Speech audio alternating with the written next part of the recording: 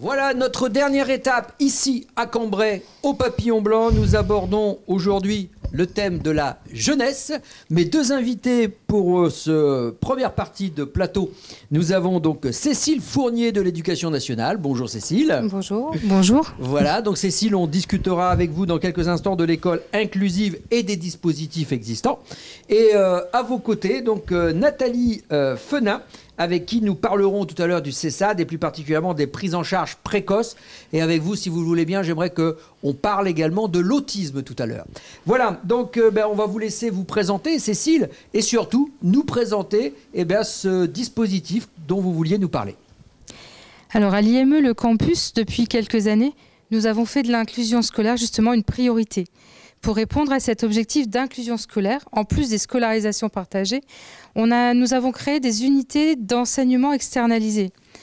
Une unité d'enseignement externalisée, c'est un dispositif médico-social inclusif qui permet à des enfants en situation de handicap d'avoir leur temps d'enseignement dans un établissement scolaire, tout en bénéficiant du soutien spécialisé dont il a besoin.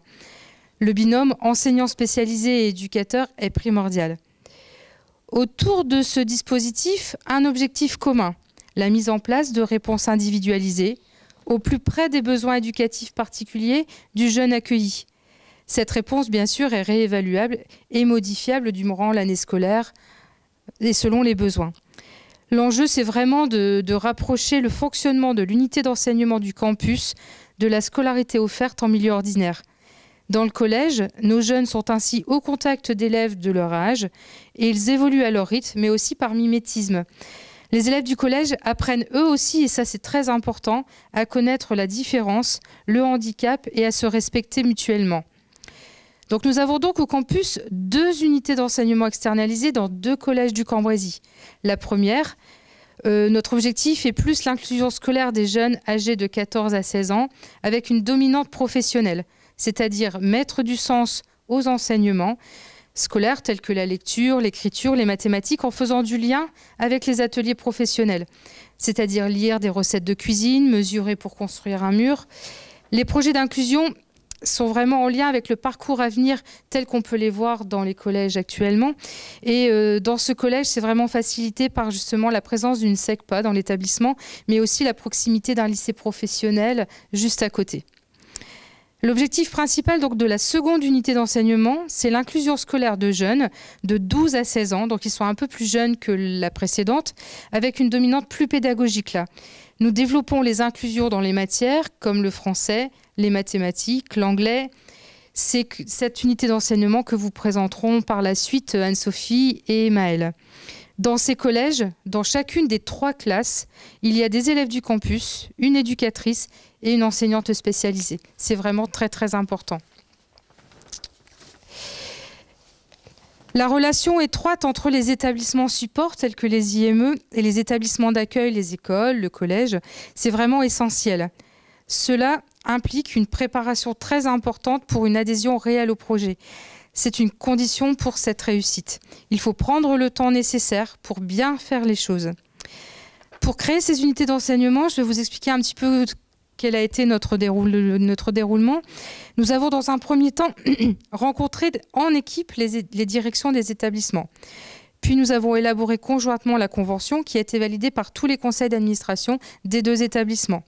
Ensuite, nous avons participé avec Madame Fenin, mais aussi Anne-Sophie, les éducateurs, à une réunion pédagogique avec les professeurs du collège pour expliquer un petit peu notre arrivée, nos objectifs et la plus-value pour tous, aussi bien pour nous, mais aussi pour le collège. Effectivement, c'est un collège de village où la différence n'était pas présente puisqu'il n'y avait pas d'ULIS non plus dans ce collège. Donc on amenait la différence à travers notre classe externalisée. Dans un troisième temps, on a rencontré individuellement les familles des élèves qui allaient faire leur rentrée dans cette classe, et on a eu une adhésion totale de toutes les familles. Pour eux, c'était vraiment un chouette projet. Puis donc une visite du collège pour les familles a été organisée avec la principale de l'établissement. C'est elle qui a fait visiter son collège. Et dans un dernier temps, ça a été très très important, mais c'est vraiment la chose qui nous a vraiment facilité notre arrivée, c'est la sensibilisation à la différence dans toutes les classes du collège par l'équipe pluridisciplinaire du campus.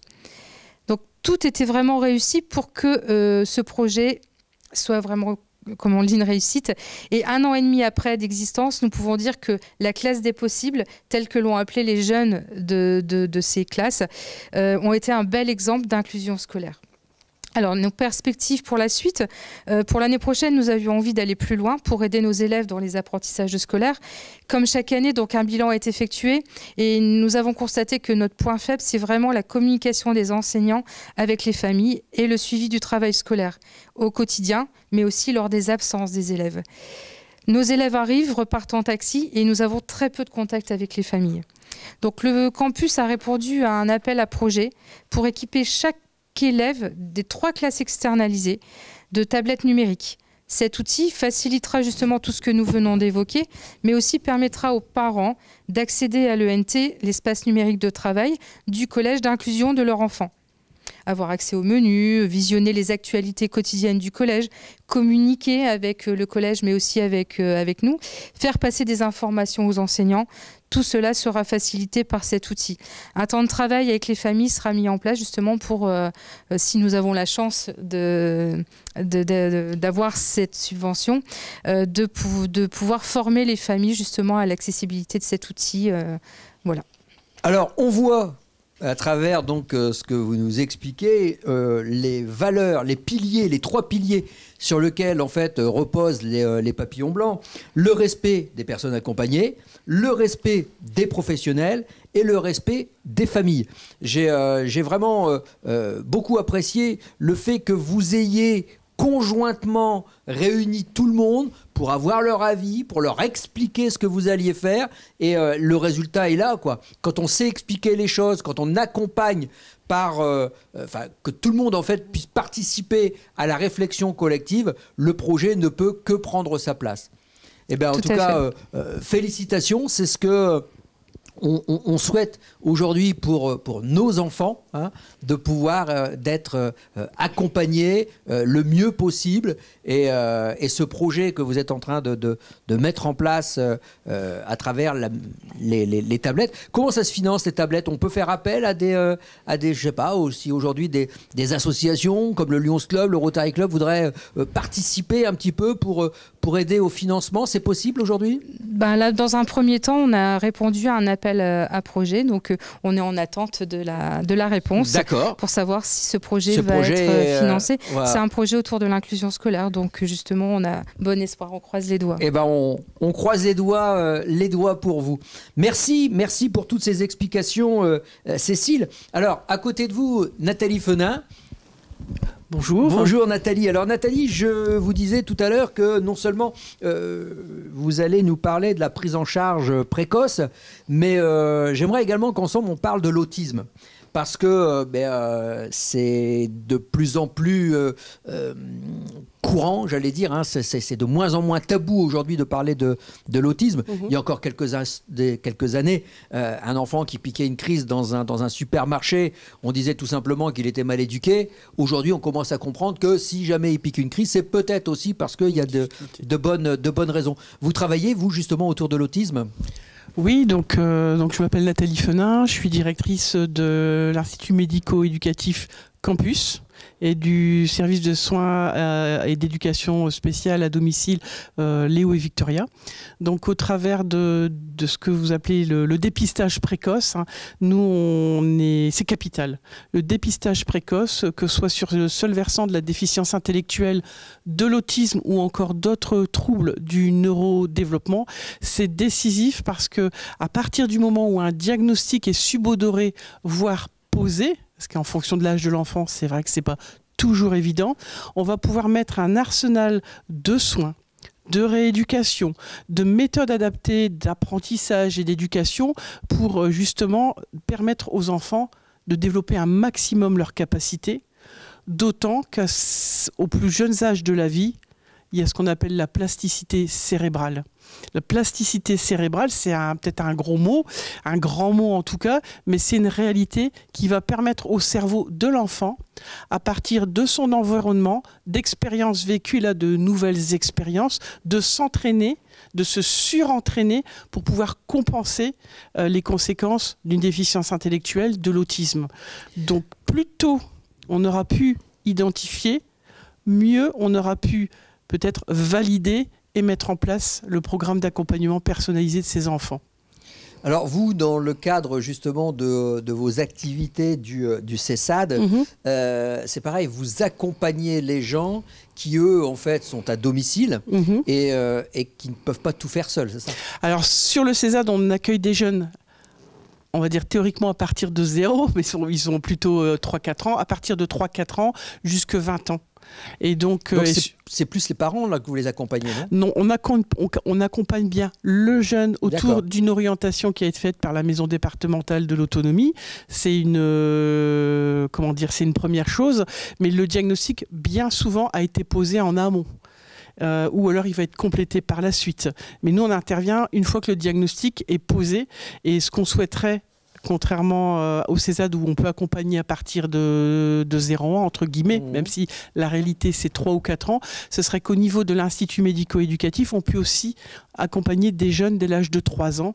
Là, on va travailler dans le cadre de notre contrat pluriannuel d'objectifs et de moyens avec l'ARS, justement pour nous permettre d'accompagner encore plus tôt les enfants qui ont été identifiés pour avoir des traits autistiques. Et ça, on ne travaille pas tout seul.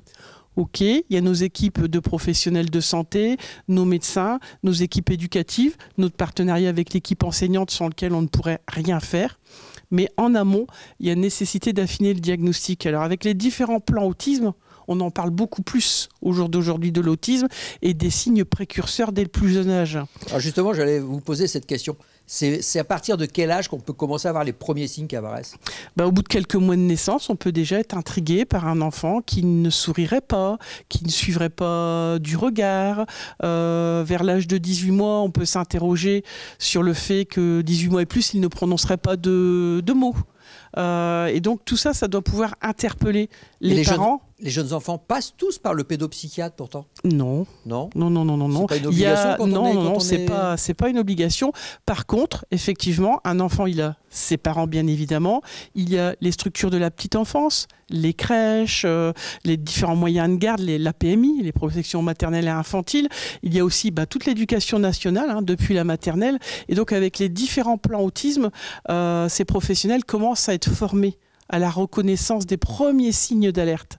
Et donc ça doit, et puis il ne faut pas oublier les parents, qui sont les premiers bien souvent à percevoir des choses, et il faut les croire. Médecin traitant, par rapport à ce que les personnes vont pouvoir dire, a aussi tout un réseau de partenaires vers qui se tourner.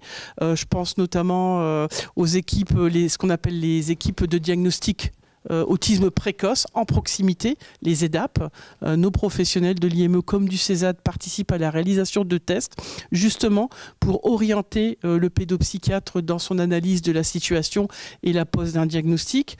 Dernièrement, au niveau national, et on est avec un partenaire sur le Cambrésis sur ce sujet, il y a les plateformes d'accompagnement d'accompagnement et d'orientation qui ont été mis en place et qui permettent, avant même qu'un diagnostic soit finement posé, compte tenu du jeune âge des enfants où on peut encore avoir des zones d'incertitude, de mettre en place tout un arsenal de soins et de rééducation. Alors, Nathalie, on reprend pour les parents qui nous regardent aujourd'hui. À partir de quel moment, quels sont les premiers symptômes, les premiers doutes auquel on doit justement aller consulter un professionnel? Je dirais un enfant, un bébé, un nourrisson qui ne réagit pas aux stimuli extérieurs, qui ne sourit pas, qui ne suit pas du regard. Ça doit pouvoir interpeller les parents, l'entourage, le réseau de professionnels qu'on appelle de première ligne, et donc amener à consulter le médecin traitant pour parler de ce qu'on a constaté. Bien, écoutez, on va maintenant laisser la parole à Anne-Sophie Dujardin qui va aller en complément de tout ce que vous nous avez donné comme information l'une comme l'autre. Je vous remercie en tout cas de votre témoignage et de votre éclairage. Première région automobile, première région ferroviaire, première région agroalimentaire, première région en matière d'investissements directs étrangers pour les projets industriels. Un hub logistique international, mais aussi une région avancée en matière de transition énergétique et de technologie numérique pour une économie plus responsable, plus durable, plus connectée et plus collaborative. La région Hauts-de-France, une région qui se transforme. Voilà donc retour en plateau avec Anne-Sophie Dujardin. Vous êtes accompagnée par Maëlle qui va nous expliquer dans quelques instants comment elle vit sa scolarité ici. Anne-Sophie, vous avez entendu les interventions de Cécile et de Nathalie à l'instant. Vous vous inscrivez bien entendu dans la continuité de ce qui vient d'être dit. Expliquez-nous un petit peu comment ça se passe dans les... c'est des collèges, je crois, du Cambrésis. C'est un collège du Cambrésis, oui. Donc depuis l'année dernière, nous nous rendons toute la journée dans un collège du Cambrésis. Donc il y a plusieurs classes. Donc Maëlle participe à la classe du matin où nous faisons beaucoup d'inclusion. Nous avons été très bien accueillis dans ce collège avec tous les professeurs. Donc tout d'abord, on a fait en premier lieu une sortie avec tous les 6e, une course d'orientation à l'Eward pour vraiment connaître les professeurs, tous les élèves et vraiment être inclus dans ce processus en fait. Et elle y va donc tous les matins, c'est ça? Oui, voilà, sauf le mercredi. Donc nous allons de 9h jusqu'à 13h. Nous prenons le repas aussi au sein du collège. Alors ça se passe comment l'intégration par rapport aux autres élèves du collège? Alors ça s'est fait vraiment assez simplement, on va dire. On a été très étonnés. Les jeunes sont vraiment venus vers nous, nous ont demandé ce qu'on faisait dans le collège. Donc on leur a expliqué qu'on venait du campus, qu'on venait de Cambrai, et que les jeunes n'avaient pas forcément le même niveau qu'eux scolairement, mais qu'ils avaient le même âge qu'eux et qu'ils voulaient vraiment rentrer dans le monde ordinaire et voir comment ça se passait une scolarité au niveau du collège.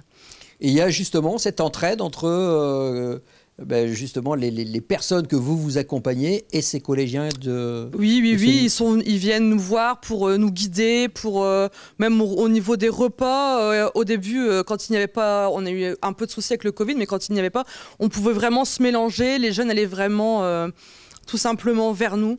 Et il y a même ma maman, elle a retrouvé des voisins, des voisines qui étaient super contents de l'avoir intégré ce collège.